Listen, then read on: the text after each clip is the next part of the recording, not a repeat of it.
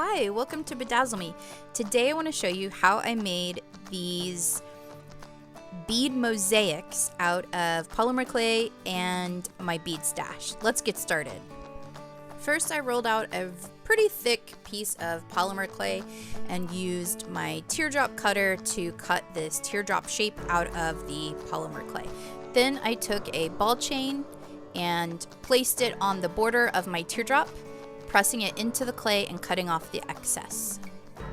Then I decided to start with purple, and I'm using my needle tool to pick up the small purple seed beads and place them where I want them, and I'm smushing them in pretty deep into my clay.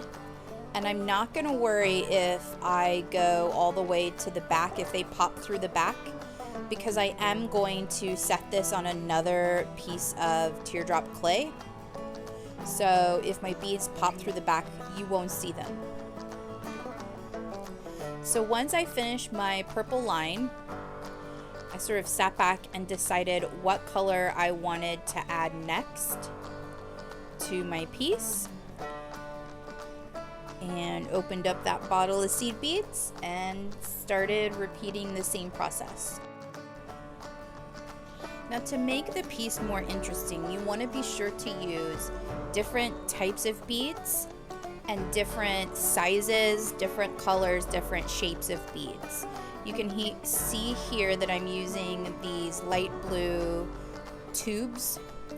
I don't know the proper word for this kind of bead. If you know, feel free to educate me in the comments below.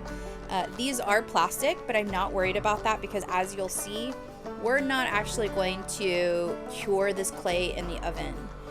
Then I'm using some Swarovski crystals and some purple glass seed beads just to make a little flower.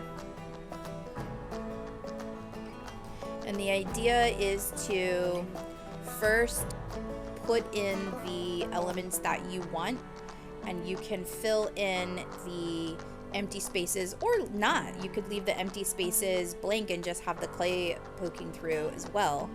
The reason I'm not using my bead mat here, my bead board here, is because I didn't want the clay to stick to this sort of fabric finish of my bead board and either ruin my bead board or ruin my piece. I wanted to be able to lift my piece off of the glass very easily with my tissue blade. So then I filled in the space around the flower at the top with orange seed beads.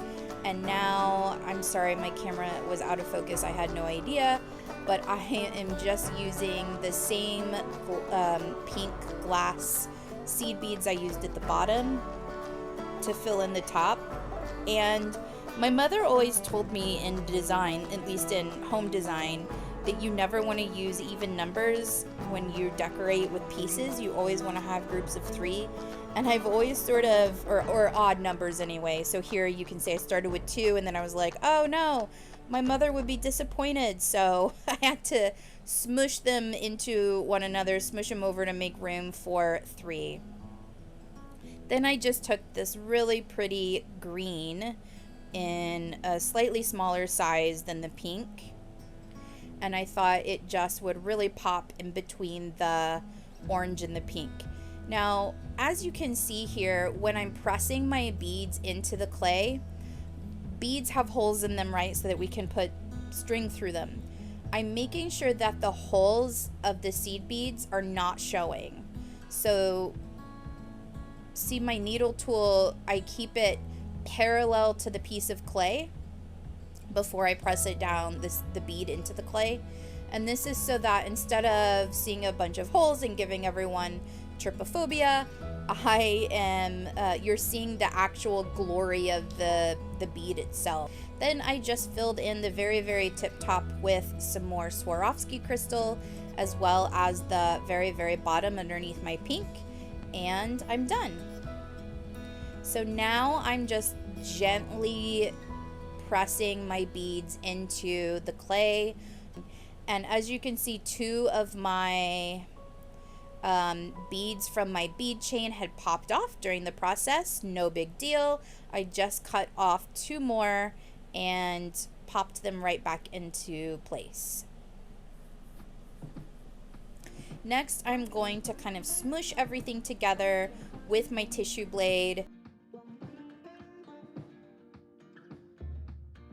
Earlier I mentioned that I was going to use a clay backing, and that's what I'm doing here, and I'm bending my eye pen so that it doesn't just pull right out of the channel that's created, the little hole that's created when I press these 2 pieces of clay together.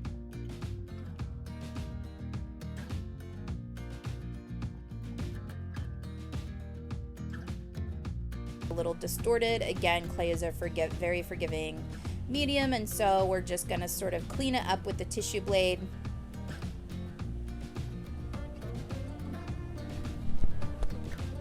And now it's time to cure.